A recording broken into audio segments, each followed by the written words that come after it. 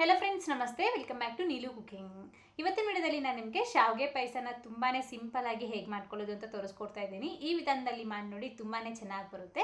ಮತ್ತು ಬನ್ನಿ, ಹಾಗಾದರೆ ಲೇಟ್ ಮಾಡ್ತೀರಾ, ತುಂಬ ಟೇಸ್ಟಿಯಾಗಿರುವಂಥ ಈ ಶಾವಿಗೆ ಪಾಯಸನ ಯಾವ ರೀತಿ ಮಾಡ್ಕೊಳ್ಳೋದು ಅಂತ ತೋರಿಸ್ಕೊಡ್ತೀನಿ. ಮೊದಲನೇದಾಗಿ ಈ ರೀತಿ ಒಂದು ಕಡಾಯಿನಲ್ಲಿ 3 ರಿಂದ 4 ಟೇಬಲ್ ಸ್ಪೂನ್ ಆಗುವಷ್ಟು ತುಪ್ಪ ಹಾಕ್ಕೊಂಡು ಬಿಸಿಯಾಗಿದ್ದ ನಂತರ ಇದರಲ್ಲಿ ಒಂದು ಹಿಡಿಯಾಗುವಷ್ಟು ಗೋಡಂಬಿ, ಸಣ್ಣಗೆ ಕಟ್ ಮಾಡ್ಕೊಂಡಿರೋ ಬಾದಾಮು, ಒಂದು ಹಿಡಿಯಾಗುವಷ್ಟು ಒಣದ್ರಾಕ್ಷಿನ ಹಾಕ್ಕೊಂಡು 1 ಕಪ್ ಆಗುವಷ್ಟು ಈ ರೀತಿ ಶಾವಿಗೆನ ಹಾಕ್ಕೊಳ್ಳಿ. ಸೊ ಇಷ್ಟೆಲ್ಲನೂ ಸಹ ಒಂದೇ ಸತಿ ಕಡಾಯಿನಲ್ಲಿ ತುಪ್ಪಕ್ಕೆ ಹಾಕ್ಕೊಂಡ್ಬಿಟ್ಟು ಒಂದು ಚಿಟಿಕೆ ಆಗುವಷ್ಟು ಇದು ಸ್ಯಾಫ್ರನ್ ಕೂಡ ಹಾಕ್ಕೊಳ್ಳಿ. ಒಂದು ಒಳ್ಳೆ ಟೇಸ್ಟ್ ನಮಗೆ ಬರುತ್ತೆ. ಸೊ ಈ ರೀತಿ ಸ್ಯಾಫ್ರನ್ ಇಲ್ಲ ಅಂದರೆ ನೀವು ಸ್ಕಿಪ್ ಮಾಡ್ಕೋಬಹುದು. ಇಷ್ಟೆಲ್ಲ ಹಾಕ್ಕೊಂಡು ಲೈಟಾಗಿ ಗೋಲ್ಡನ್ ಕಲರ್ ಬರೋವರೆಗೂ ಸಿಮ್ನಲ್ಲೇ ನಾವು ಇದನ್ನ ಹುರ್ಕೋಬೇಕಾಗತ್ತೆ. ಆಗಲೇ ನಮಗೆ ಒಂದು ಒಳ್ಳೆ ಟೇಸ್ಟಿಯಾಗಿ ಶಾವಿಗೆ ಪಾಯಸ ಅನ್ನೋದು ಬರುತ್ತೆ. ಮಿಸ್ ಮಾಡ್ದಿರಾ ಕೈ ಬಿಡದಂಗೆ ಈ ರೀತಿ ಚೆನ್ನಾಗಿ ಹುರ್ಕೊಳ್ತಾ ಇದ್ರೆ ನಮಗೆ ಎಲ್ಲನೂ ಸಹ ಒಂದು ಒಳ್ಳೆ ಕಲರ್ಗೆ ಚೇಂಜ್ ಆಗುತ್ತೆ. ಚೆನ್ನಾಗಿ ಗೋಲ್ಡನ್ ಕಲರ್ ಬಂದಾದಮೇಲೆ ಇದರಲ್ಲಿ 1 ಲೀಟರ್ ಆಗುವಷ್ಟು ಗಟ್ಟಿ ಹಾಲನ್ನ ಜಸ್ಟ್ ಒಂದು ಬಾಯ್ಲ್ ಮಾಡಿಕೊಂಡು ಮತ್ತೆ ಇದಕ್ಕೆ ನಾವು ಹಾಕ್ಕೊಳ್ಬೇಕಾಗತ್ತೆ. ಜಾಸ್ತಿ ಕುದಿಸೋ ಅವಶ್ಯಕತೆ ಇಲ್ಲ.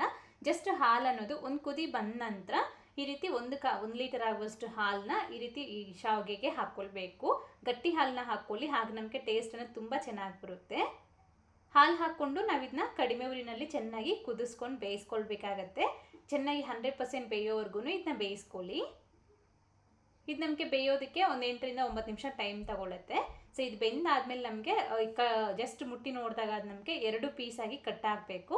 ಆ ಥರ ನಮಗಿದು ಬೇಯಬೇಕು. ತುಂಬ ಜಾಸ್ತಿ ನುಣ್ಣದಾಗಿ ಬೇಯಿಸ್ಕೊಳ್ಬಾರ್ದು. ಜಸ್ಟ್ ಅದನ್ನ 2 ಪೀಸ್ ಆದರೆ ಸಾಕಾಗುತ್ತೆ.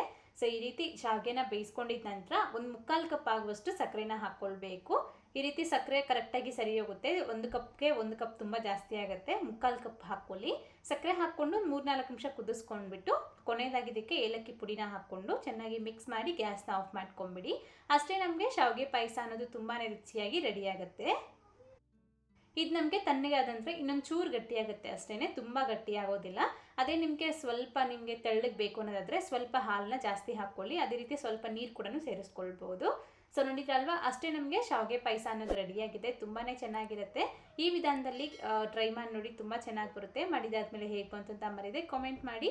ಹಾಗೆ ಇವತ್ತಿನ ವಿಡಿಯೋ ಇಷ್ಟೊಂದು ಲೈಕ್ ಮಾಡಿ, ನಿಮ್ಮ ಫ್ರೆಂಡ್ಸ್ಗೂ ಫ್ಯಾಮಿಲಿ ಮೆಂಬರ್ಸ್ಗೂ ಶೇರ್ ಮಾಡಿ. Thank you. Keep watching Neelu cooking.